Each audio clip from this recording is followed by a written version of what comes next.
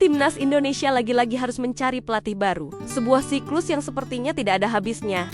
Yah, kali ini giliran legenda Belanda Patrick Kluivert yang harus angkat koper lebih awal dari kursi kepelatihan tim Garuda. Kontraknya diputus oleh PSSI dan alasan utamanya sudah jelas, kegagalan total dalam ambisi kita menembus Piala Dunia ke 2026. Mimpi itu harus pupus lebih cepat. Dan kini, kita kembali ke titik nol. Mencari sosok juru taktik baru. Begitu kabar pemecatan Kluivert menyebar, bursa calon pelatih langsung memanas. Nama-nama besar mulai disebut-sebut oleh media dan para penggemar sepak bola tanah air. Ada Jesus Kosses, Bernardo Tavares yang sudah tidak asing dengan Liga 1. Bahkan nama-nama kelas dunia seperti Philip Cocu, Mark van Bommel, sampai manajer Manchester United, Erik ten Hag, ikut dirumorkan. Tentu saja, ini semua masih sebatas spekulasi. Tapi, yang lebih penting dari sekadar nama besar adalah kriteria yang jelas. PSSI tidak boleh lagi salah langkah. Ini bukan cuma soal mencari pengganti, tapi soal membangun fondasi yang kokoh untuk masa depan. Ambisi kita bukan main-main. Kita mau berbicara banyak di level Asia dan bahkan membidik Piala Dunia ke 2030. Jadi, apa saja syarat mutlak yang harus dimiliki oleh pawang baru Timnas Garuda? Mari kita bedah satu persatu. Syarat pertama, dan mungkin yang paling krusial, pelatih baru harus paham betul peta persaingan sepak bola Asia. Ini bukan lagi era di mana kita bisa sekedar coba-coba. Ambisi kita adalah berprestasi di tingkat kontinental. Jadi kita butuh nahoda yang sudah tahu seluk-beluk, karakter dan taktik tim-tim kuat di Asia. Ini adalah salah satu kelemahan fatal Patrick Kluivert. Dia datang dengan nama besar di Eropa, tapi terbukti buta dengan kekuatan sepak bola Asia. Hasilnya, di kualifikasi Piala Dunia, kita terseok-seok, hanya meraih 2 kemenangan, dan menelan 4 kekalahan pahit. Kita butuh pelatih yang tidak perlu lagi waktu adaptasi untuk mempelajari lawan-lawan seperti Jepang, Korea Selatan, Arab Saudi, atau bahkan tim-tim Asia Tenggara yang semakin kuat. Dia harus sudah punya bank data di kepalanya tentang bagaimana cara menghadapi mereka.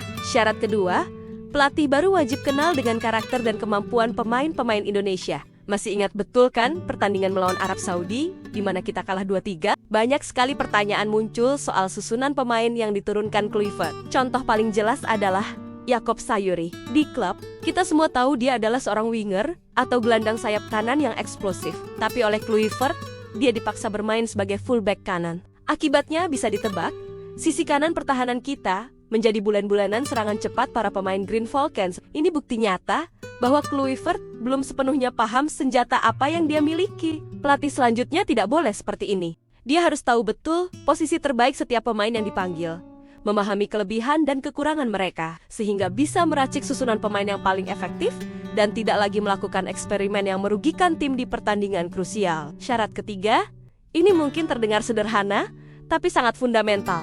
Pelatih timnas harus tinggal di Indonesia. Salah satu kritik terbesar untuk Kluivert adalah dia jarang berada di tanah air. Dia lebih sering datang hanya beberapa hari menjelang pertandingan timnas. Janjinya untuk berkeliling Indonesia, memantau langsung pertandingan-pertandingan di Liga hanya menjadi wacana yang jarang terrealisasi. Bagaimana bisa seorang pelatih memahami denyut nadi sepak bola sebuah negara jika dia tidak berada di sana? Dengan tinggal di Indonesia, pelatih bisa memantau pemain secara langsung, melihat potensi-potensi baru yang mungkin luput dari pantauan. Dan yang terpenting, koordinasi dengan PSSI, staf pelatih lokal, dan pemain bisa berjalan jauh lebih lancar dan intensif. Ini soal komitmen. Kita tidak butuh pelatih part-time.